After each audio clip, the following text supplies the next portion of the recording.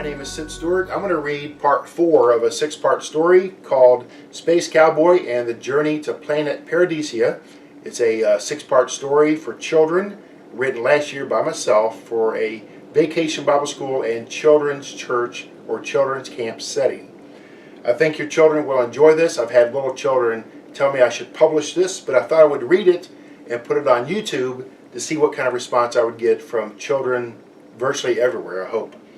Anyway, so far our little boy named Christian visited Life Force Planet, he visited Temptorite Planet, and Planet Regredium. And again, you can see different lessons this little boy has learned along the way. Let's continue on with our story, The Journey to Glacier Planet.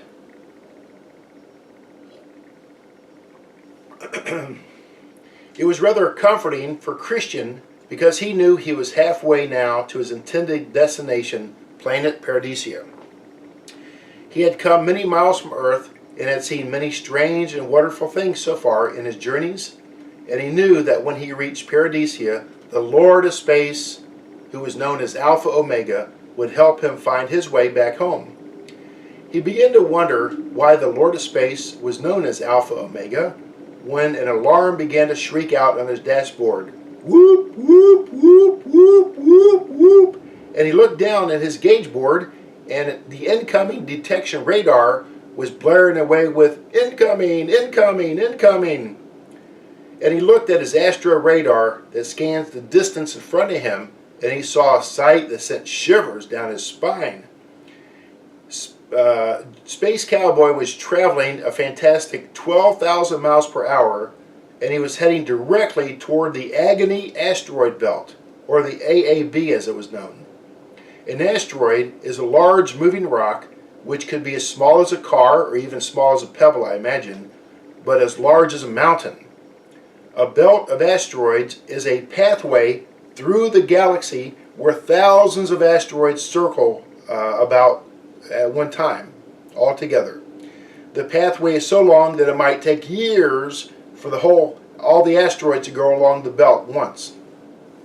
Christian had read one time about the Agony Asteroid Belt and did not like the idea of traveling through the Beltway to get to Glacier Planet. However, there was no way around the belt unless he wanted to travel for weeks in another direction and then circle back around. Well, Christian did something he never thought he would have to do. He activated the Eagle's onboard laser cannon blasters and readied himself for another space fight. His incoming radar detector revealed to him that several very large asteroids were heading directly toward him at one time. Our intrepid space cowboy took aim with his cannons and quickly knocked 3 of the asteroids out of the way. Next, Christian maneuvered around one and took aim again and blasted 4 of the traveling bus-sized rocks into small pebbles. And Christian thought he was keeping up pretty well until a small asteroid smacked the rear of the Eagle transporter. Then a larger one tore into the heat-sensitive panels on the nose of the rocket, of the Eagle.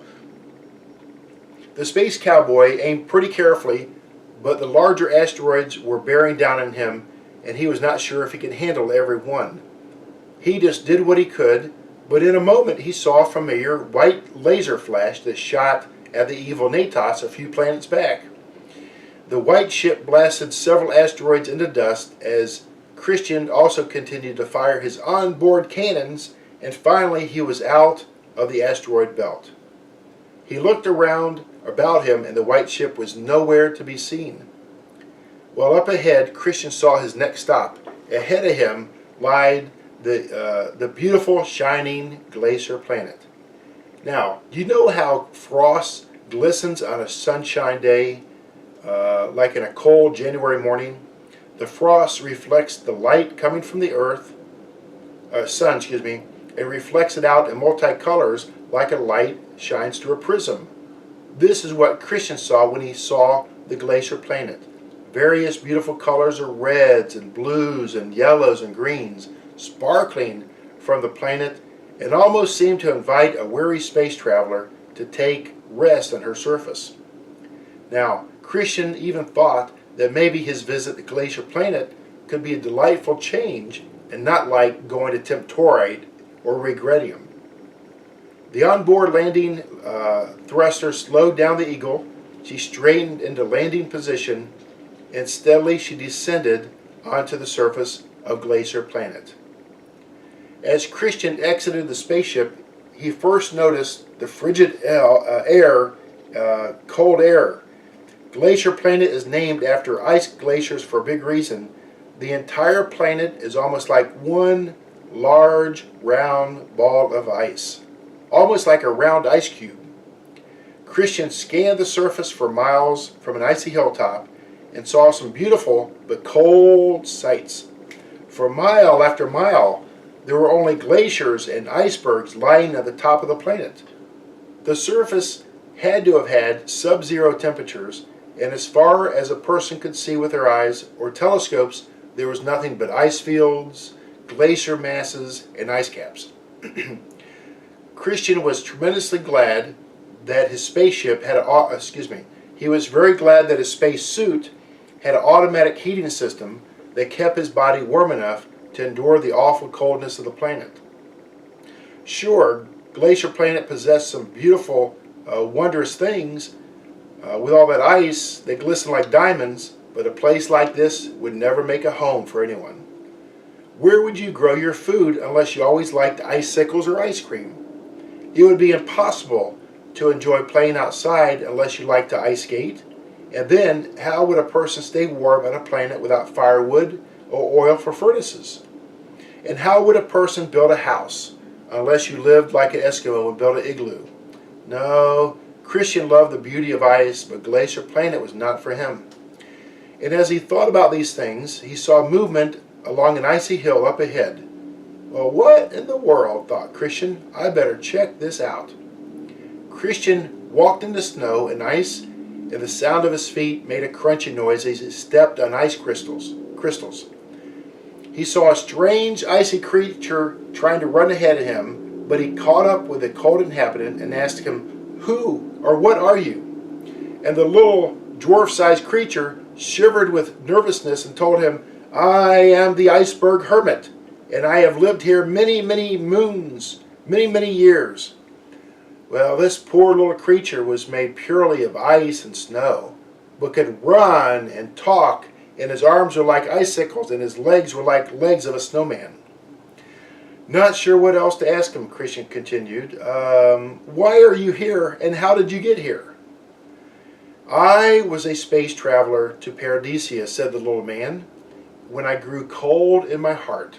And Alpha Omega put me here, where he said I would feel most like home. This stunned Christian, as he used to hear his father warn him about a cold heart. Even the preachers at church preach about the dangers of a cold heart.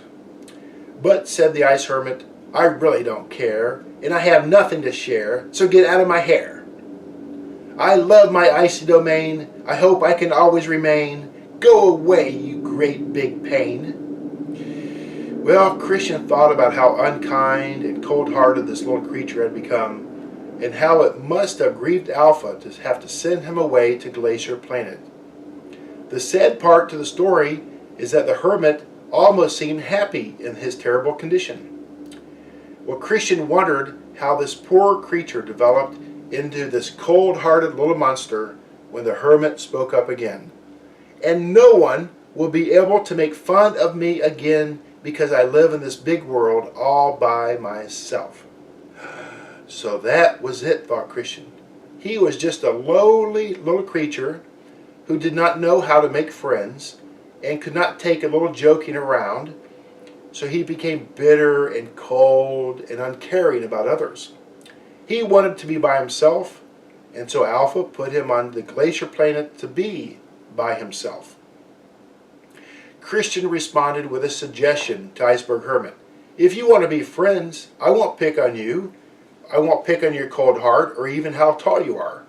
Anyway, I'm just a 9-year-old boy and we're about the same height. There are 2 seats in the Eagle, and if you want to go to Paradisia with me, then let's go together.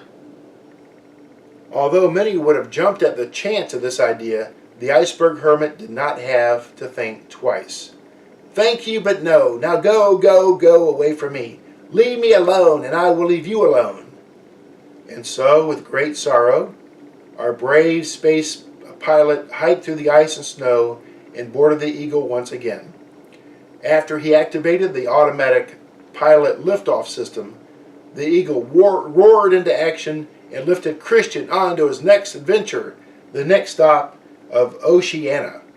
Thank you for joining. This is part 4 of our journey to Paradisia, the little space cowboy, 9-year-old boy in outer space. This is copyrighted material. If you would like an emailable copy, please notify me at either one of 2 email addresses, moses43@juno.com or sidstewart57@gmail.com, and I'll tell you how that could be arranged.